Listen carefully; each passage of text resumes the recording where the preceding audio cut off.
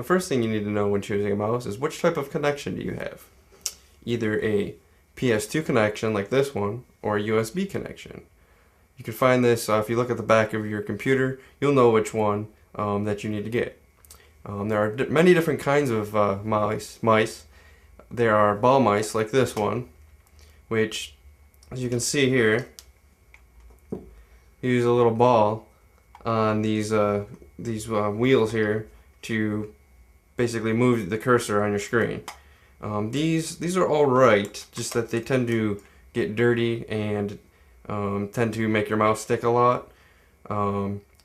Also, if you notice on here, it has a wheel for when you're browsing a website. These are always comes in handy instead of dragging and the holding your button down, and dragging the scroll bar, when surfing websites. There are also another type of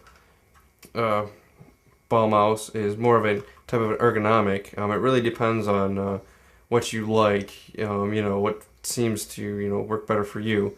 This particular one is basically like the other one, just that instead of actually moving the mouse, you take and you just move the ball around, moving the cursor. Another form, which is really popular, is the optical mouse. If you see here, there's no ball, there's no moving parts. It basically just senses the movement and moves the cursor that way.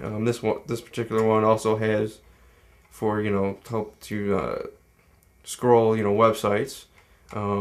Two button. There's also wireless, basically the same thing. It's got the little eye to track the movement.